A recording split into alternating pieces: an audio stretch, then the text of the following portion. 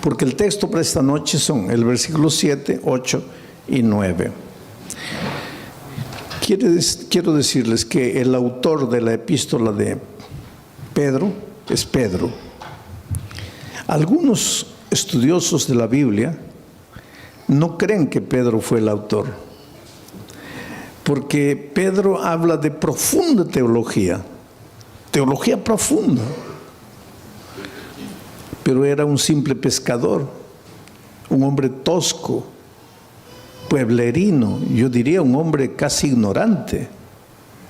Y por eso es que muchos estudiosos de la Biblia dicen, ¿cómo es que un hombre así, sencillo, simple, sin mucha instrucción, un pescador inculto, cómo pudo haber escrito la epístola con un contenido teológico profundo? Es que la gente que a veces discute eso no conoce el poder transformador de Cristo. Yo conozco gente que aprendió a leer leyendo la Biblia y hoy día es gente culta, pero su primer paso fue la convivencia con Dios. Porque cuando Dios llega a tu vida no te transforma solo en la vida espiritual, te hace crecer intelectualmente, te hace crecer profesionalmente, te hace crecer en todas las áreas de la vida, inclusive financieramente. Pero tú no tienes que buscar a Jesús por causa del crecimiento profesional ni financiero, ¿no? Tienes que buscar a Cristo para transformar tu vida. Y cuando tú te dejas transformar por Jesucristo, pues Él termina la obra que ha empezado en ti, porque Él nunca comienza un trabajo y lo deja por la mitad, Él lo termina. Y ahora encontramos aquí un Pedro teólogo, cuando fue un simple pescador. Nunca estudió una facultad de teología, nunca hizo maestría, nunca hizo doctorado, y hoy día los doctores en teología gastan horas y horas para tratar de entender a Pedro. Yo estoy analizando la epístola de Pedro. Ayer Pedro estaba hablando de la fe. Pedro decía así: no te preocupes con relación al día de tu salvación. Si te vas a salvar o te vas a perder, no te preocupes. Tú vas a ser protegido por la fe. La fe te va a proteger. Y anoche yo estaba explicando que la fe es la confianza que tú tienes en Dios. Cuando tú dices, yo tengo fe, estás diciendo, yo confío en Dios. La confianza en Dios. Pero para que tú puedas confiar en Dios, tienes que convivir con Dios. Porque tú no puedes confiar en alguien que no conoces. Y no puedes conocer a alguien con quien no convives. Ustedes no me conocen, pero mi hijo sí me conoce. Ustedes no me conocen, pero mi esposa sí me conoce. ¿Por qué? Porque ellos conviven conmigo. Ustedes no. Ustedes me ven una vez, pero eso no es conocer. No es porque me viste escuchar predicar un sermón y ya conozco al pastor Bullón. Conoces mi cara, pero no conoces cómo reacciono yo delante de las dificultades, delante de los momentos difíciles. Pero los que conviven conmigo sí, porque para conocer a una persona hay que convivir. Entonces, para confiar en Dios tienes que convivir con Dios. Si no convives con Dios, no lo puedes conocer. Y si no lo conoces, no puedes confiar. Y si no confías, no tienes fe. Entonces, ¿qué fe te va a guardar para el día final? Porque Pedro en el texto de anoche decía, es la fe la que te va a guardar para el día de la salvación. Conocer a Jesús. ¿Cómo se convive con Jesús? Estudiando la Biblia todos los días, aunque no tengas ganas de estudiar la Biblia. ¿Por qué digo aunque no tengas ganas? Porque generalmente no te va a dar ganas de estudiar la Biblia. ¿Por qué? Porque tienes naturaleza pecaminosa, y a la naturaleza pecaminosa pues le gusta ir a la iglesia, cantar, emocionarse, escuchar un sermón y listo ya. Eso es lo que le gusta a la naturaleza pecaminosa. Pero eso no es convivir con Dios. Si tú quieres convivir con Dios, tienes que estudiar la Biblia todos los días, aunque no tengas ganas de estudiar. Tienes que orar, aunque no tengas ganas de orar. Y tienes que buscar a una persona y traerla para Jesús, como hizo Claudia. Conoció el Evangelio, fue y trajo a Jesús y ahora tiene la alegría de verlo bautizado. Eso es lo que tienes que hacer. Entonces tu fe, esa confianza en Dios te va a guardar para el día final. Pero entonces ahora entramos al texto de hoy. Para que sometida a prueba vuestra fe. ¿Qué cosa es vuestra fe? Vuestro conocimiento de Dios, vuestra confianza en Dios. Quiere decir que tu fe va a ser sometida a prueba. Y va a ser sometida a prueba mucho más preciosa que el oro. Esto es interesante. Los mineros agarran el oro y lo ponen a altas temperaturas de fuego. ¿Para qué? El oro es colocado a tan altas temperaturas de fuego que el oro se vuelve líquido, comienza a hervir el oro. De tanto calor comienza a hervir el oro. Y entonces le echan algunas mezclas químicas para que toda la escoria vaya saliendo. Y sale toda la escoria y se queda el oro puro. Y cuanto más fuego le ponen al oro, más puro se queda el oro. Por eso ustedes han escuchado hablar de oro 18 quilates, 22 quilates. Eso es pureza del oro. Y el oro más puro es el oro que ha sido más quemado. Ahora es interesante, porque si le colocamos fuego a este púlpito, el fuego lo quema. Pero si le colocamos fuego al oro, el fuego lo purifica al oro. Destruye al púlpito, pero purifica al oro. Ahora dice el texto bíblico de Pedro que el fuego es la prueba, son las pruebas de la vida. Dios manda, no voy a decir manda, Dios permite que las pruebas lleguen a tu vida. Estoy diciendo Dios permite, no Dios manda, Dios permite. Porque te voy a decir una cosa, y entiende bien esto. ¿Qué cosa es prueba? Todo lo que te hace sufrir, lo que te hace llorar, lo que te aflige, pérdida del empleo, tu hijo se enferma, tu mamá muere, tu esposo te abandona. Aflicciones, pruebas, todo eso, por favor, nunca digas Dios me está mandando la prueba, porque Dios no manda pruebas. Todo lo que te hace sufrir no viene de Dios, viene del diablo. Porque Dios dice, he aquí los pensamientos que tengo acerca de ti, pensamientos de paz y no de guerra, pensamientos de amor y no de odio. Dios solo quiere lo mejor de lo mejor para ti. Pero vives en un mundo de dolor. Hasta que Cristo venga, estamos peregrinando en el desierto del dolor de esta vida. Y muchas veces quien nos manda el sufrimiento, el dolor, es el diablo. ¿Y por qué te hace sufrir el diablo? Esto es interesante y esta noche vas a entender. ¿Por qué el diablo te hace sufrir? Tú no le has hecho nada al diablo. ¿Por qué te hace sufrir? Porque Él es el origen de la enfermedad, Él es el origen de los accidentes, Él es el origen de las tragedias. Todo lo que te va mal en la vida es porque Él está por detrás de eso. Pero ¿por qué te hace sufrir si tú no le has hecho nada al diablo? Ahora te voy a explicar. Es que el enemigo del diablo no eres tú, es Jesús. Él quiere derrotar a Jesús.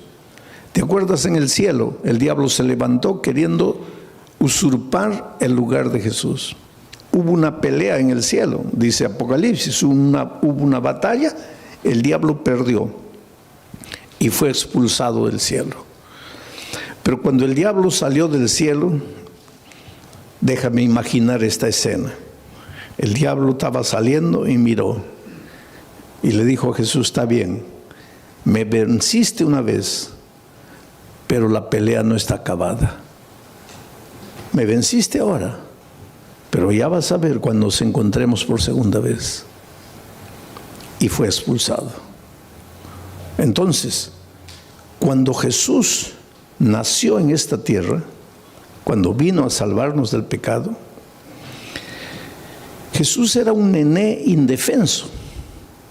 Y el diablo dijo, ahora sí, no lo pude derrotar en el cielo, pero ahora como un niño yo lo agarro y lo mato. Y miren lo que el diablo hizo. ¿Vino a matarlo personalmente? No, porque el diablo es cobarde. El diablo nunca muestra la cara. ¿Qué hizo el diablo para matar a Jesús? Se metió al corazón del rey Herodes. Firmó un decreto de muerte para mandar matar a todos los niños menores de 2 años. Y cuando Herodes firmó el decreto de muerte, ahí el diablo dijo, ahora sí, lo voy a matar. De esta no se salva. Pero esa misma noche, el Espíritu de Dios se presentó a José y le dijo, toma al niño y a su madre y vete a Egipto, porque lo van a matar. Y cuando José huyó para Egipto, el diablo se quedó mordiendo los labios de rabia y dijo, me venciste por segunda vez. Después, cuando Jesús comenzó su ministerio, antes de comenzar su ministerio, se fue al desierto a ayunar 40 días, ¿te acuerdas? 40 días sin comer, pues Jesús estaba debilitado, flaco. Ahí el diablo pensó, ahora lo agarro. No lo gané, no lo derroté en el cielo, no lo derroté cuando era niño, pero ahora lo agarro. Está debilitado, 40 días sin comer, lo agarro. Y vino. ¿Y vino como diablo? No, porque el diablo nunca muestra la cara. Se disfrazó de ángel de luz. Y trató de engañarlo, pero no pudo, porque Jesús conocía la palabra de Dios. Y entonces derrotó al diablo por tercera vez. 3-0. Ya era casi goleada. Pero entonces el diablo esperó, dijo, la cuarta es la vencida. Y hubo una cuarta. Cuando el diablo se metió al corazón de los soldados, porque ya les dije, el diablo nunca muestra la cara, y los soldados prendieron a Jesús y lo llevaron al Calvario y lo clavaron. Y cuando Jesús murió, ahí sí el diablo dio una carcajada. Dijo, ahora sí lo vencí, lo acabé. Lo acabé. Al tercer día Jesús resucitó. Y al resucitar, ahí sí, es como si hubiera agarrado una estaca y lo hubiera clavado en el corazón del diablo. El diablo sabe que está perdido, está derrotado. El diablo no te puede hacer nada, querido. El diablo ya está perdido. El diablo ya con Cristo no puede. Entonces, como no puede con Cristo, se las agarra contigo. Es como si yo tuviera, vamos a decir, yo tuviera un hijito de 2 años. Pero tengo un vecino que quiere pelear conmigo. Viene, una bofetada, se va llorando el pobre. Pero es terco. Viene una segunda vez. Otra bofetada, se va llorando. Pero es terco. Viene la tercera vez. Ahí ya ni levanto la mano, ya sale corriendo. Entonces llega a una conclusión mi vecino. No, con este no puedo. Este fuerte. Entonces aprovecha que yo me vengo a Corpus Christi a predicar. Y agarra a mi hijito de 2 años a puntapiés y lo revuelca en la calle. Pues eso es lo que el diablo hace. Con Cristo no puede. Entonces él sabe que lo que más Jesús ama eres tú. Y ya que no puede con Cristo, se las agarra contigo. Y te hace sufrir. Y te hace perder el empleo. Y hace que tu hijito nazca enfermo, y esto y aquello. En realidad el diablo no tiene nada contra ti. Él te hace sufrir porque sabe que haciéndote sufrir a ti, está haciendo sufrir al Señor Jesucristo. Pero ahora viene Pedro y dice así, pero es que los sufrimientos que te llegan a la vida no te pueden destruir, porque tú no eres madera, tú no eres plástico. Tú eres oro. Y si el fuego de la prueba purifica el oro, mucho más el fuego del dolor, del sufrimiento, va a purificar tu fe. Quiere decir, cuando el dolor llegue a tu vida, tú lloras. Si tienes que llorar, llora. Pero no te separes de Jesús. Dile, Señor, yo no entiendo por qué estoy sufriendo. Y hay una cosa interesante. Cada vez que tú quieres andar en los caminos de Dios, cada vez que tú te propones ser más fiel a Dios, ahí más viene el diablo para destruirte. ¿Por qué? Porque esa es la pregunta que mucha gente hace.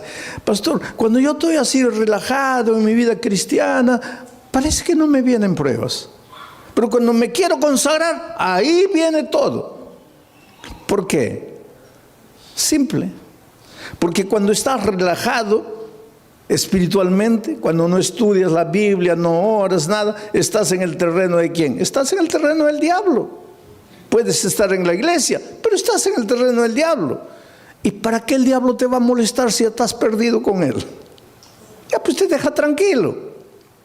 Pero cuando viene una semana de oración y tú te entiendes que tienes que reconsagrarte y comienzas a estudiar la Biblia, a estudiar la palabra de Dios, ahí el diablo se asusta. ¿Por qué? ¿Qué dice? No, se me va a escapar, se me va a escapar. Entonces, para desanimarlo, le mando una prueba. Y la prueba, en lugar de purificarte como al oro, ¿qué hace contigo muchas veces? Te desanima. Es por eso que cuando la prueba es más fuerte, es más que tienes que agarrarte de Jesucristo y no desanimarte. En el Brasil yo estaba haciendo una campaña evangelística en un estadio, y una señora que no era adventista, no era cristiana, nada, nunca iba a ninguna iglesia, nada, pero era una buena mujer, sentimientos nobles. Hay mucha gente que no está en ninguna iglesia, no conoce la palabra de Dios, pero pues escucha la voz de Dios en su corazón y camina, anda bien. Y de repente esta señora vio en la televisión la propaganda de que yo iba a predicar esa noche en el estadio. Ahora, ese día era su cumpleaños. Y de mañanita el esposo entró al cuarto y le dice, mira hija, estoy sin mucho dinero, no he podido comprarte un buen regalo, pero te he comprado un regalito. Y le dio una cajita. Y ella abrió y era la llave de un carro. Y cuando salió al patio, ahí estaba el carro, un carro importado, último modelo. ¡Qué felicidad! Su cumpleaños. Primera felicidad, el esposo se acordó de su cumpleaños, porque hay muchos esposos que ni se acuerdan del cumpleaños de la esposa. Segunda felicidad, le regaló. Tercera felicidad, no le regaló cualquier cosita, le regaló un carro último modelo. Entonces ella estaba tan feliz que cuando vio la propaganda de la predicación en el estadio, dijo, bueno, estoy tan feliz que me voy al estadio a agradecerle a Dios. Va a predicar ese pastor, voy a agradecer. Y se fue al estadio. Feliz de la vida, entró. En la hora del llamado se levantó, vino adelante, le entregó la vida a Jesucristo. Dijo, ay, qué día tan feliz, hoy es mi cumpleaños, hoy mi esposo me regaló el carro, hoy me entregué a Jesús. No, este es el día más feliz de mi vida. Y cuando sale a agarrar su carro en la playa de estacionamiento, los ladrones se lo habían llevado. Ahí ella comienza a pensar, toda mi vida no quise saber nada de iglesia, no quise saber nada de Dios y nunca me robaron ni un alfiler. Y hoy que le entrego mi vida a Cristo me roban el carro. ¿Qué Dios es ese? Ahí está la astucia del diablo. Tú preocúpate cuando no vienen pruebas a tu vida, querido. Porque a veces no vienen pruebas a tu vida porque el diablo está tranquilo contigo. ¿Para qué te va a mandar pruebas? Pero atrévete a entregarte al Señor Jesús, a caminar en sus caminos, que ahí viene el diablo con todo para desanimarte. Ahora vamos al texto bíblico una vez más. Para que sometida a prueba vuestra fe, sí, porque tu fe tiene que ser sometida, porque una cosa es, sí, yo creo, yo creo. Eso no es fe. Eso no es fe. Por eso es que el creer siempre viene acompañado del bautismo. El texto de Marcos 16:16 dice: el que creyere y fuere bautizado, este será salvo. El problema es el idioma, porque en español creer y ser bautizado son dos cosas. Pero es que Marcos no escribió ese versículo en español, porque Marcos no hablaba español. Marcos escribió ese versículo en griego, el idioma que él hablaba. Y en griego no son dos conceptos: el que creyere y fuere bautizado. No, es un solo concepto: el que creyere siendo bautizado. O sea, en griego, creer no es solo mover la cabeza, no es solo teoría. El creer intelectual viene acompañado del creer práctico. Si tú crees, te bautizas. Si no te bautizas, es porque tu creer se quedó en la teoría, y ese creer teórico no te salva. Te voy a hacer pensar un poco. El otro día una señora me preguntó: pastor, ¿el diablo es ateo? A ver, ¿qué piensan ustedes? ¿El diablo es ateo? No, el diablo no es ateo, querido. Y Santiago explica eso. Dice: tú crees en Dios, haces bien. Pero el diablo también cree. Y no solo cree, ¿qué más hace? Tiembla. Ahora, si el diablo cree y tiembla, ¿por qué no se va a salvar? Porque su creer es teórico. Su creer no es práctico. Entonces, mucha gente hoy, muchos cristianos: sí, yo creo, bautízate. No, bautismo no, pero yo creo. Eso no existe.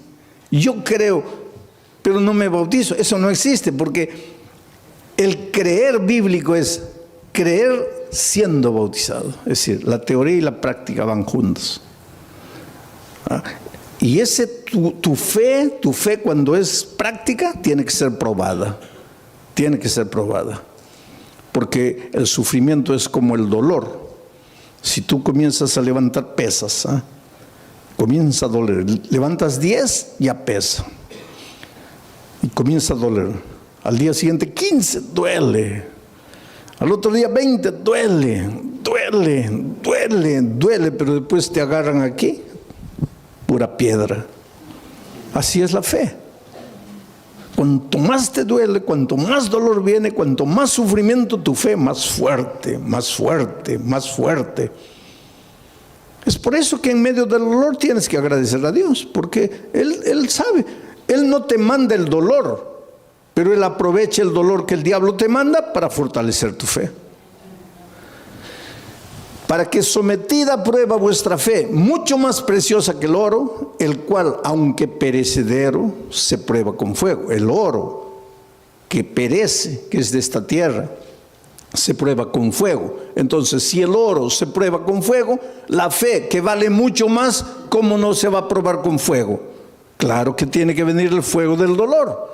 Para que sometida a prueba vuestra fe, mucho más preciosa que el oro, el cual aunque perecedero se prueba con fuego, para que entonces vuestra fe sea hallada en alabanza, gloria y honra. Quiere decir que tu fe es bombardeada por el diablo. Te arranca lágrimas, te hace sufrir. Muchas veces sientes que ya no puedes resistir de tanto dolor, de tanto sufrimiento. Aguanta un poco. En el nombre de Jesucristo, aguanta. ¿Por qué? Porque tu dolor se va a transformar en alabanza, gloria y honra. ¿Pero cuándo? ¿Cuándo? Lee la Biblia y respóndeme. ¿Cuándo? Cuando Cristo venga. Ahora me vas a decir: pastor, pero cuando Cristo venga todavía. Yo preferiría ahora. Pues eso es lo que mucha gente hace. Prefiere la hora, cortito, y pierde la eternidad toda.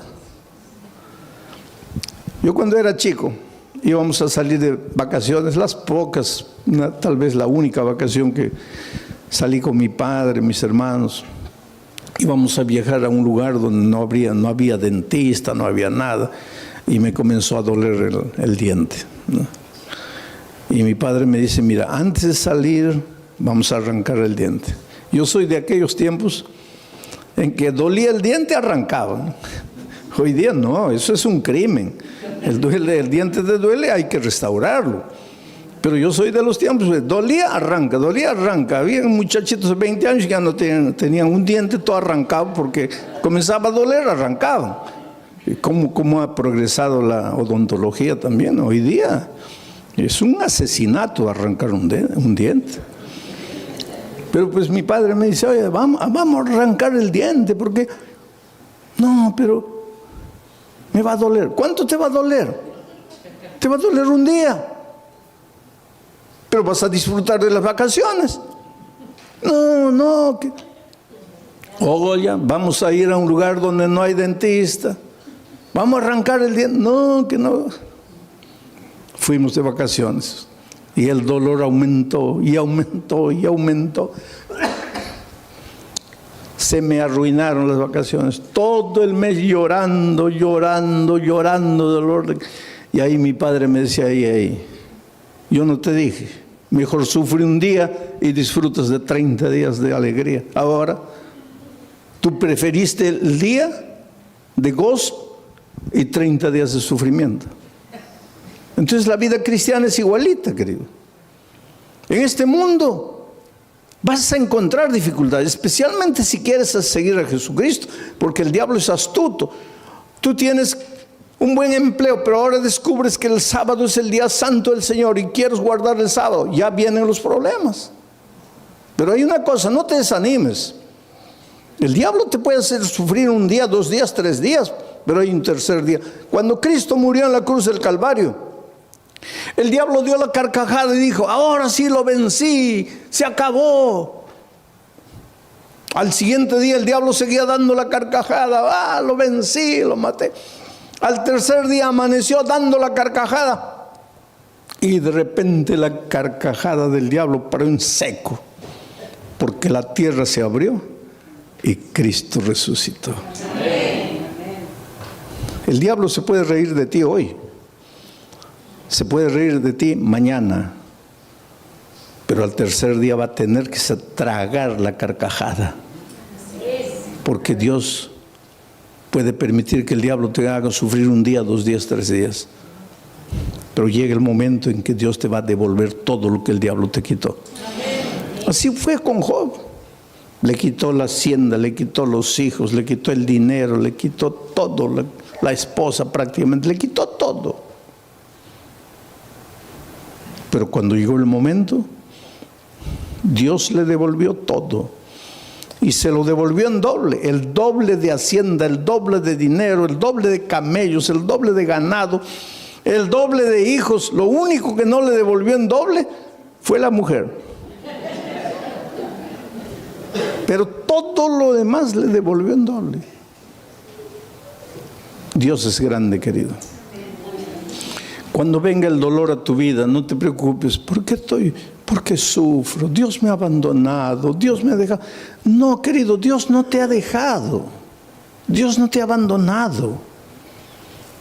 Él tiene un plan para ti.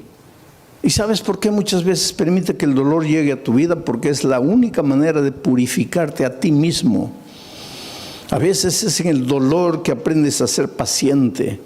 En el sufrimiento, en las lágrimas, aprendes a depender de Dios.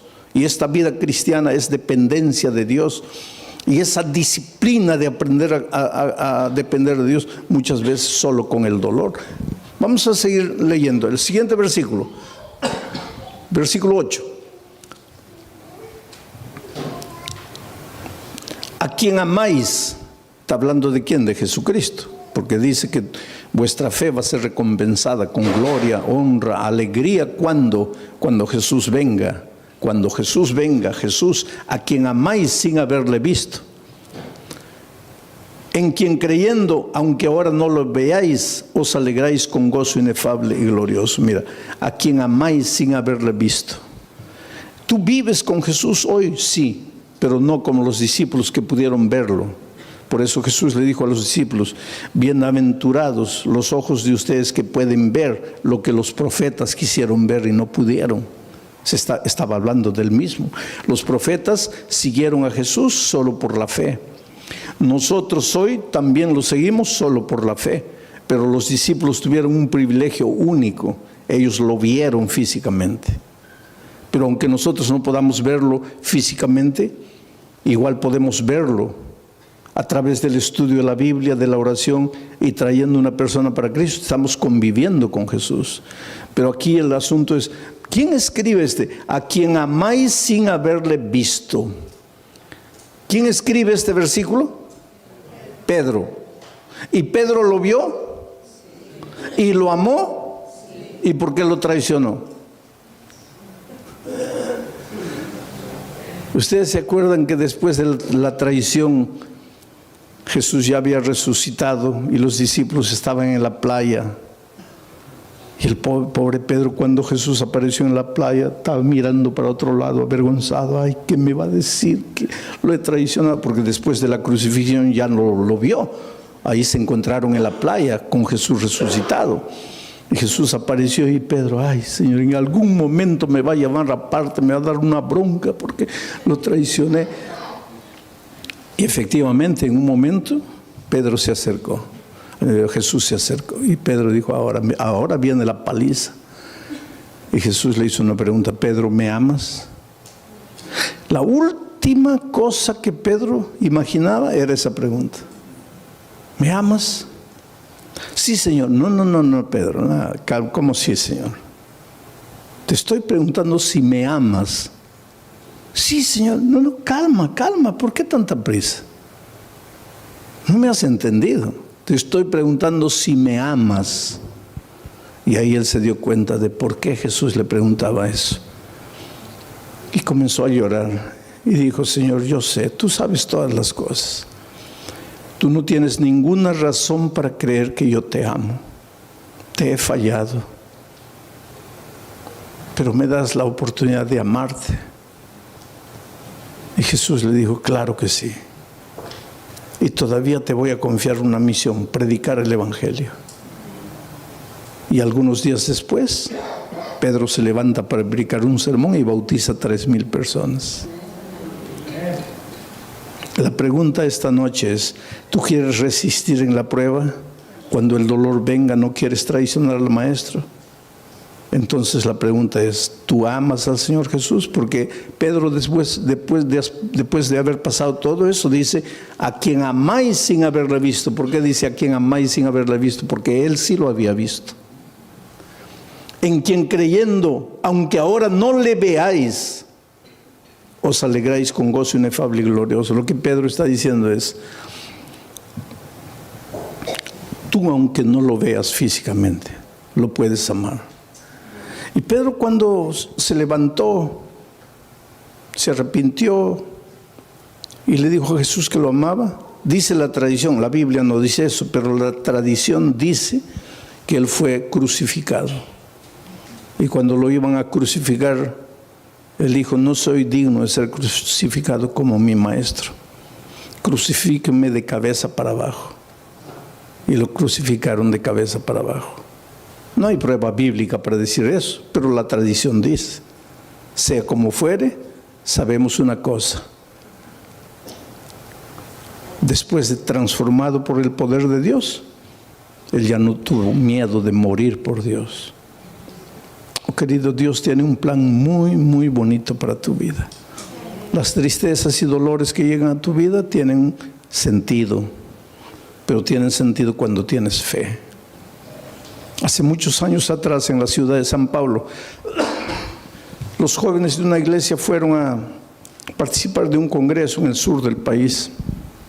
40 jóvenes, miembros del coro de la iglesia. Y el sábado en la noche, terminado el congreso, regresaban para San Pablo. Y el ómnibus se chocó. Sabe que los jóvenes venían cantando himnos, los himnos del coro.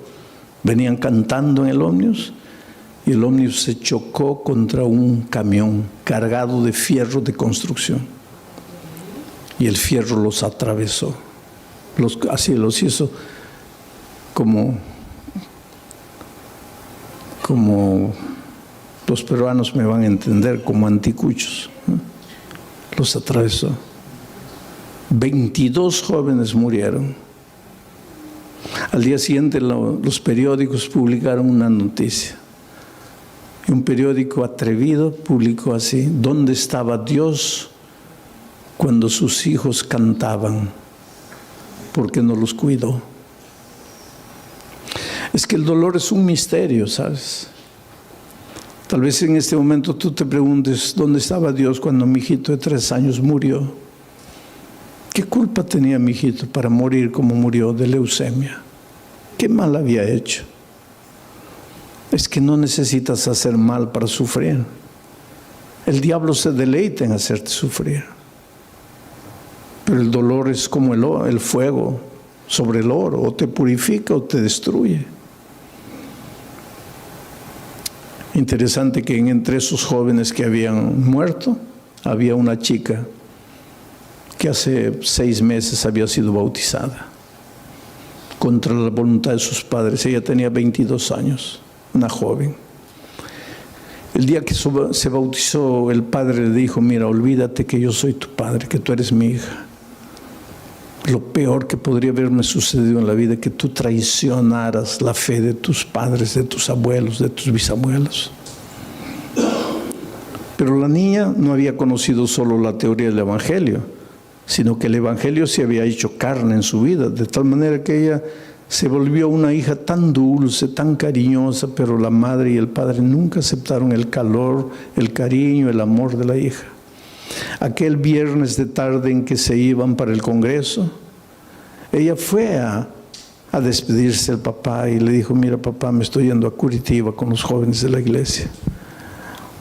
Y él le dijo: ¿y qué me avisas a mí? Tú no haces lo que te da la gana, tú no te metiste a esa iglesia, tú no te bautizaste. ¿Y qué vienes a avisarme que te vas?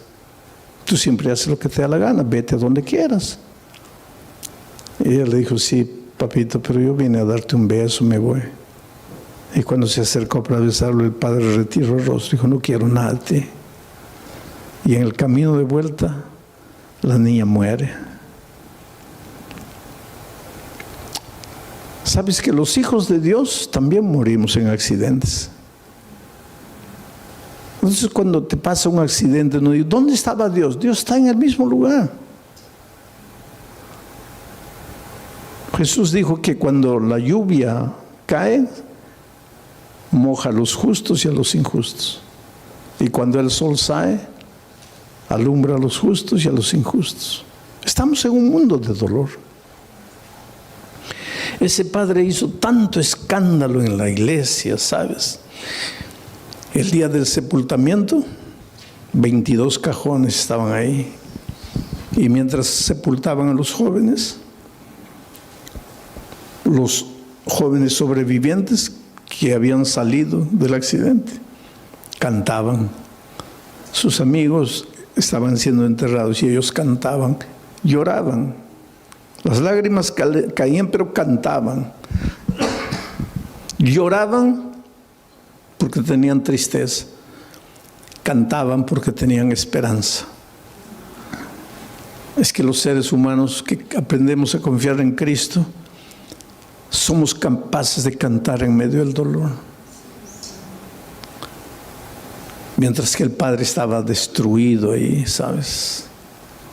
Y cuando llegó el momento del bajar el cajón de la hija, él se arrojó y decía: entiérrenme con ella, quiero morir. Y abrazando al cajón le decía: mira, hijita, el viernes me quisiste dar un beso y yo no sabía que era el último beso y te rechacé. Por favor, perdóname. Quiero morir, quiero morir, quiero morir. Fue una escena triste, dramática, cuando sacaron al padre, terminó el entierro, todos se fueron. El hombre se quedó solito junto a la tumba de su hija.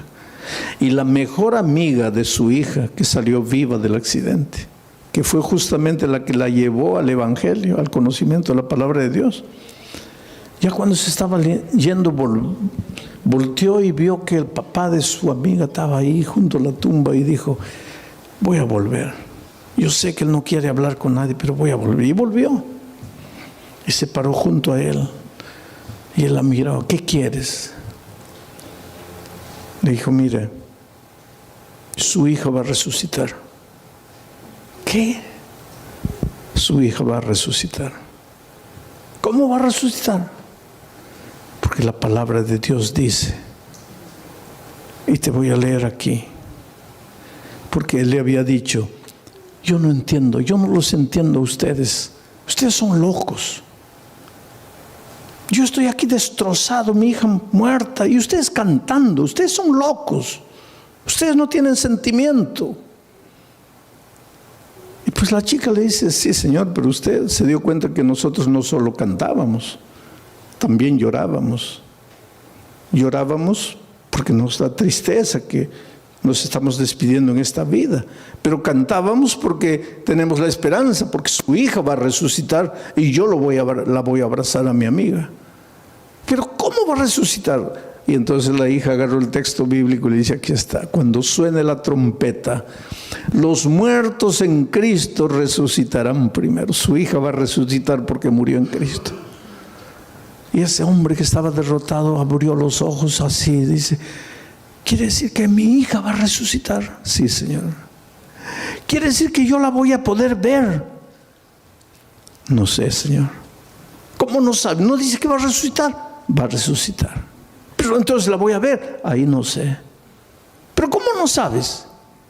Porque dice, los muertos en Cristo. Mi pregunta es, ¿usted está en Cristo? Si usted está en Cristo, la va a ver. La va a abrazar. Va a vivir eternamente con ella.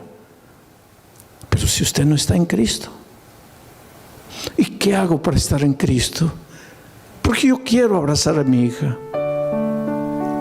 Y ella le dijo, abra su corazón aquí. Dígale que ama a Jesús, que quiere caminar con Él, que quiere estudiar su palabra. Y tú sabes que ese hombre se bautizó, la esposa se bautizó, los hijos se bautizaron. Yo solo imagino el día de la resurrección, cuando la niña resucite, transformada para vida eterna. Y vea venir a abrazarla a su padre, a su madre, a sus hermanos, todos vestidos de vestiduras blancas y corona de justicia en la cabeza. Y la hija diga, ustedes que me persiguieron, que me maltrataron por causa de la fe, ustedes están. Y el padre les diga, hija, tal vez si tú no hubieras muerto, nosotros nunca nos hubiéramos rendido a Jesús. El dolor no llega sin motivo. El dolor tiene un motivo. El dolor llega para purificarte. A veces llega para sacudirte, para hacerte pensar. Por eso la Biblia dice, hoy es el día de buena nueva.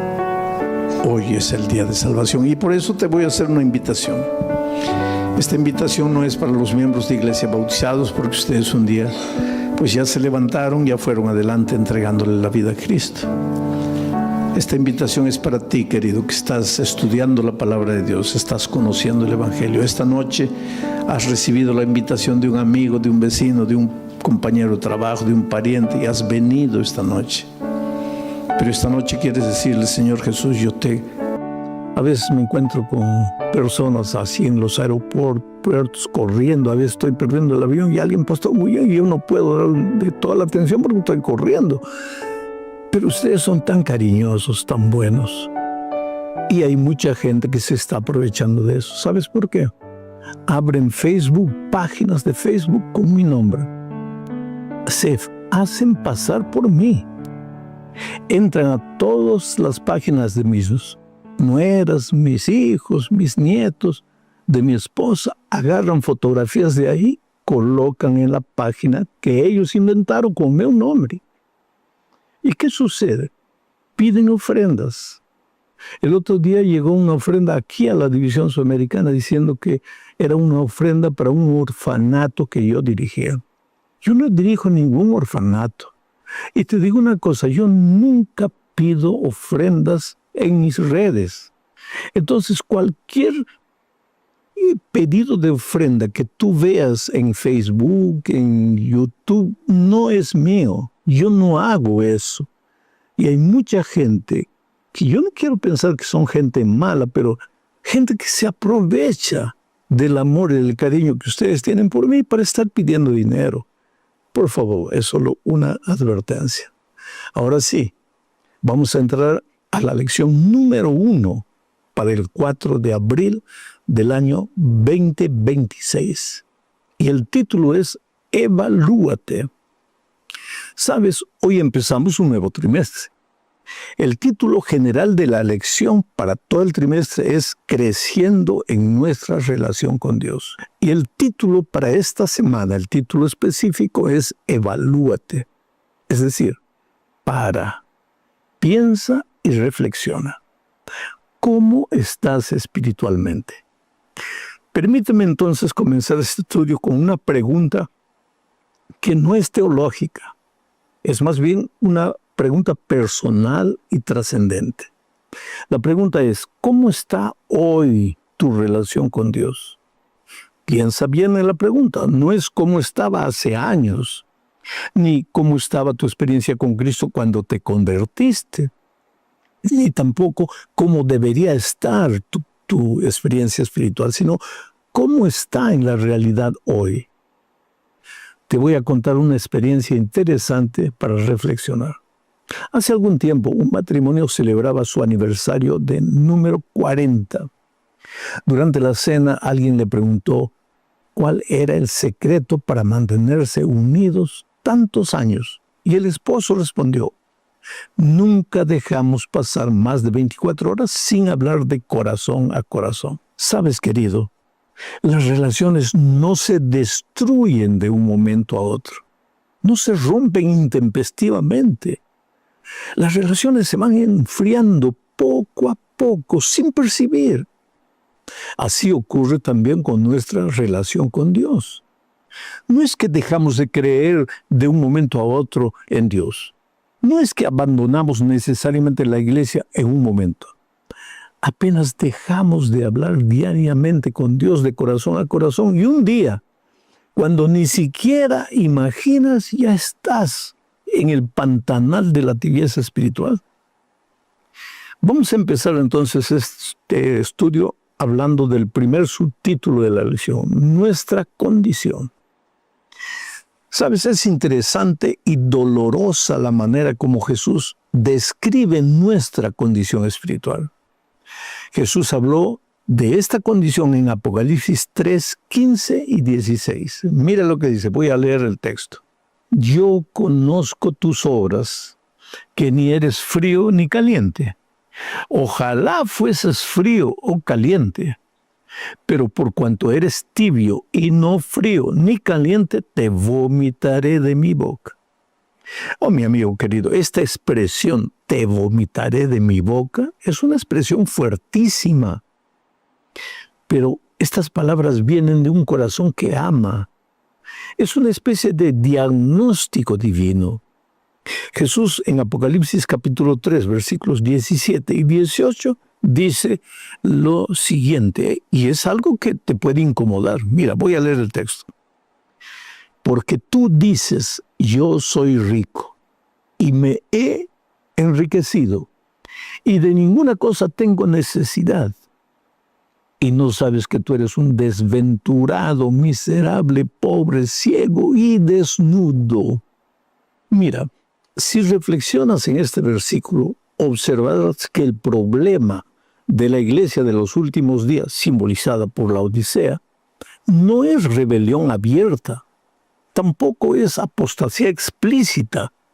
El problema es autosuficiencia.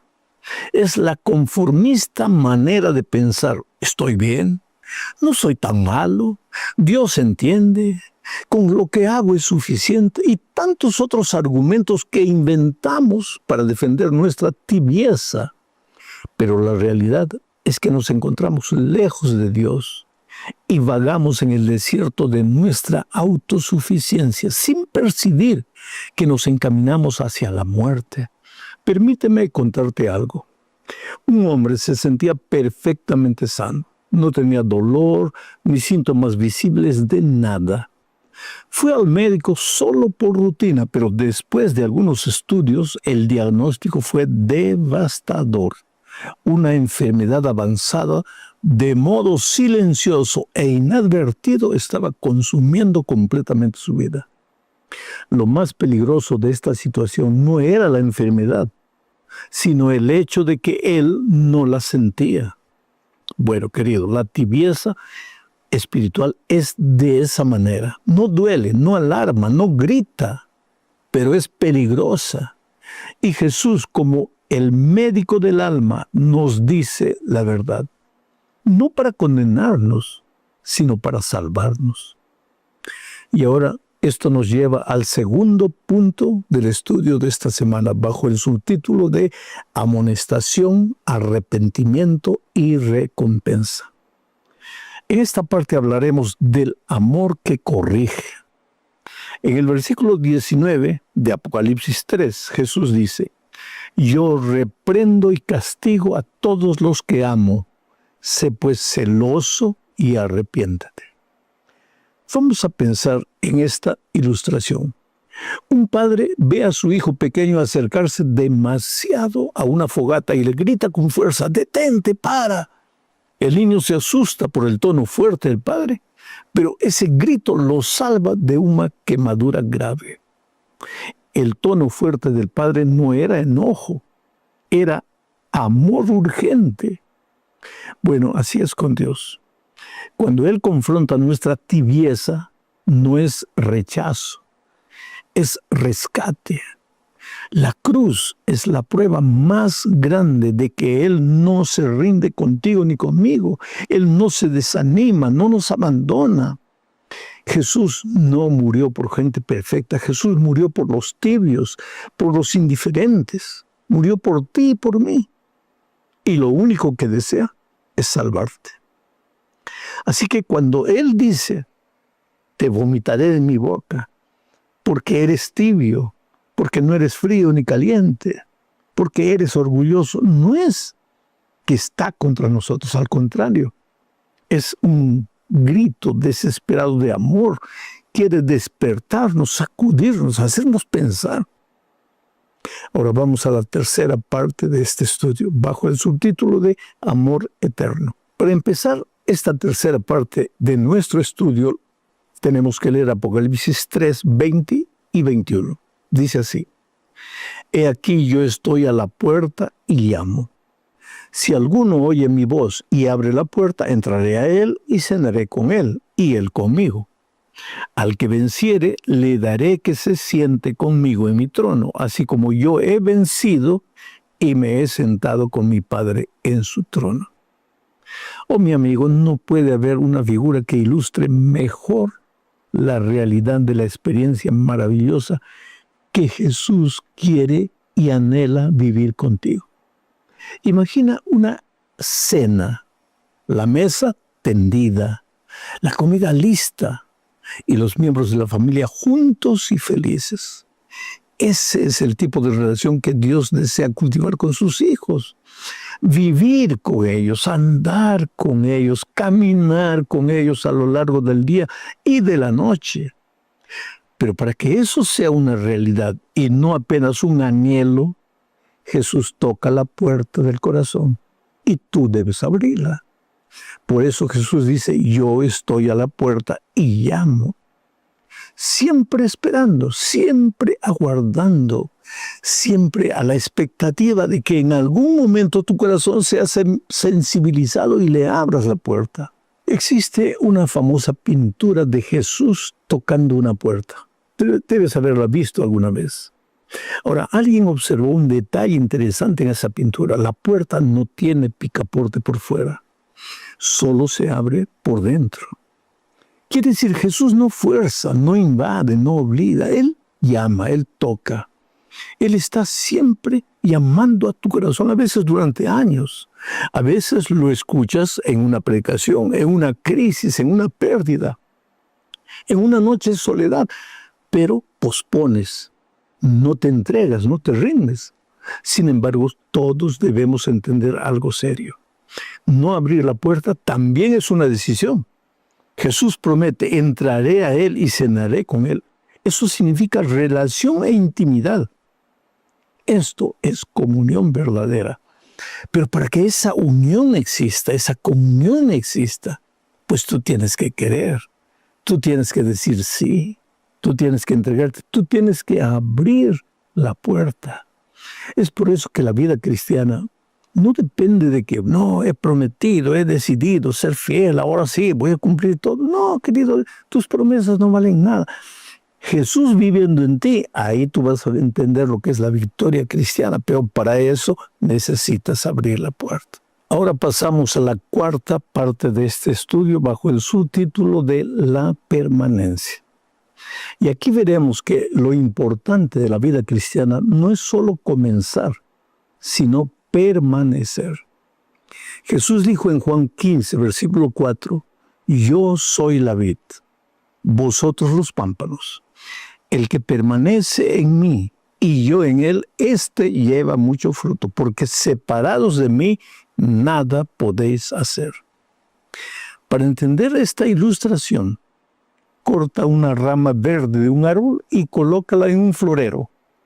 Durante algunos días seguirá luciendo viva, verde, pero ya está muerta. Solo está perdiendo vida lentamente sin que nadie se dé cuenta así de inmediato. Pues muchos cristianos viven así. Mucha actividad, mucha apariencia, religiosidad externa, pero están desconectados de la fuente, son ramas arrancadas del árbol. Permanecer significa pasar tiempo diario con Dios a través de la oración, en todo tiempo. 24 horas por día relacionando con Jesús a lo largo del día todo lo que haces. Pero además de vivir en espíritu de oración, debes estudiar su palabra cada día. Allí es donde entra el estudio diario de la lección de la escuela sabática. Y yo ya te he dicho muchas veces, tú tienes que cada mañana abrir la Biblia, abrir la lección y estudiar, reflexionar, escribir notas ahí abajo. Porque estos comentarios son solo para ayudarte, no es para sustituir tu estudio personal de la palabra de Dios. Bueno, pero además de estas dos disciplinas, la oración y el estudio de la Biblia, hay una más, que es la testificación, o sea, buscar a otra persona para hacerla discípula de Jesús. En esto consiste la vida cristiana. Es dependencia constante que te lleva a la perfección. La perfección no es un punto al que llegas, es un camino que recorres con Jesús. Perfección es conexión con Cristo. Y cuando hay conexión, pues los frutos aparecen. Y tu vida va a ser una vida coherente entre la teoría y la práctica. Bueno, llegamos a la última parte de este estudio hablando de la savia del Espíritu. La vid produce vida porque la savia fluye del tronco. Imagina un campo reseco, meses sin lluvia. La tierra está dura, parece muerta, pero cuando la lluvia cae, en pocos días brota la vida de nuevo. El Espíritu Santo es esa lluvia. Sin Él intentaremos cambiar, prometeremos mejorar, pero siempre volveremos a lo mismo. Ahora, con Él, con el Espíritu Santo, el corazón se suaviza. Los deseos cambian y la vida florece. Y Jesús prometió que el Padre dará el Espíritu Santo a quienes lo pidan. La pregunta no es si necesitamos o no del Espíritu. La pregunta es si estamos dispuestos a pedirlo. Permíteme terminar esto con una historia. Un viajero llegó a tiempo a una estación de tren. El tren ya estaba por salir, pero El pasajero se encontraba indeciso entre ir al baño o subir al tren. Pensó que en el tren podía no haber baño, así que se distrajo por un momento. El conductor gritó, último llamado. El hombre dudó unos segundos y el tren partió. Este hombre no perdió el tren por ignorancia. Él sabía que el tren iba a partir, lo perdió por indecisión. Hoy Jesús te llama. No sabemos cuánto tiempo más te va a llamar. Un día, tú y yo estaremos delante de Él y lo único que importará es si abrimos la puerta cuando Él llamó. Tal vez hoy reconozcas que te has enfriado. Tal vez nunca abriste completamente tu corazón. Pero escucha esto. Con amor eterno te he amado. Dios no ha perdido el interés en ti. Hoy puedes decir, Señor, mi relación contigo no es lo que debería ser. Pero por eso hoy te abro mi corazón. Por favor, entra, lléname con tu espíritu, enséñame a permanecer en tu amor. Y si lo haces, querido, si lo haces, ahí viene el Señor Jesús. Primero envía su Santo Espíritu, te levanta. De repente así estás todo en esa vida mediocre, de apatía espiritual, y de repente sucede algo. Amaneces con ganas de vivir, con ganas